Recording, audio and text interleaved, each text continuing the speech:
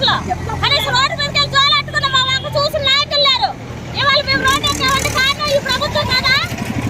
మాకు మాత్రం ఆకులు బాధలు లేవా? వాళ్ళకి ఒక్కరికేనేది ఎన్ని వందలు పెట్టి కేకులు అవి కట్ చేసుకుంటే మా బాధ తీసే నాదులు లేరా? ఈ ప్రభుత్వం ఎంతవరకు వాళ్ళ హ్యాపీనెస్ వాళ్ళ సుఖం వాళ్ళే చూసుకుంటారు తప్ప అంగన్వాడీ ఇవాళ పుట్టిందా? ఈ సీఎం గారు పుట్టినప్పటికే ఈ అంగన్వాడీ పుట్టింది కదా. మరి అప్పుడు ఈ అంగన్వాడీ వాళ్ళ బాధ వినొద్దా? మేము ఓటేయకుండా గెలిచాడు ఆయన. మేము ఓటేసి గెలిపిస్తేనే ఈ రోజులో ఆయన ముఖ్యమంత్రి అయ్యాడు. అటువంటి అప్పుడు మా ఆవేదన మా ఆక్రందన ఎందుకు వినిపించుకోపోవాలి? ఈ రోజు ఆయన పుట్టినరోజు ఎప్పుడు జరుపుకుంటున్నాం దినాలు.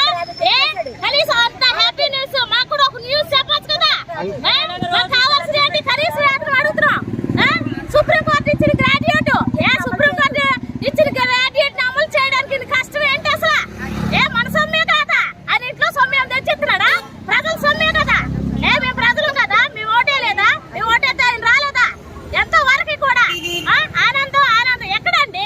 ఇవాళ పండుగలు చేసుకోవడానికి రూపాయి లేదు. ఇవాళ జీతం నష్టంతో మేము ఇవాళ రోడ్డు ఎక్కామంటే కారణం ఏంటి? ఈ ప్రభుత్వం కదా. ఈ ప్రభుత్వం కొంచెం కూడా ఆలోచించక్కర్లేదా?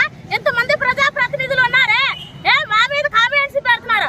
మీ అమ్మలు మీ అక్కలు లేరా మా మీద పెట్టడానికి? వాళ్ళు కొవ్వెక్కిందా లేకపోతే సిగ్గుందా? అలాంటి కామెంట్స్ మా మీద పెడతామేంటి? ఇవాళ ఆకలితో మేము ఆలబెట్టిస్తూ ఎంతో మంది ఈ రోజు ఎంతో మంది ప్రీ స్కూల్ పిల్లలు ఇవాళ ఇళ్లలో కూర్చొని ఉండడానికి కానీ ఈ ప్రభుత్వం కదా. తాళాలు బద్దలు కొట్టారు. బద్దలు కొట్టిన తాళాలని ఏమైనా ఒక ముద్ద పెట్టగలిగారా? రేపు మున్సిపాలిటీ వాళ్ళు ఉద్యోగం వాళ్ళు కూడా సమ్మె చేస్తారంట. వచ్చి వాళ్ళు కూడా రోడ్లు చుట్టించుకోనండి. ప్రభుత్వంలో ఉన్న సచివాలయం సిబ్బంది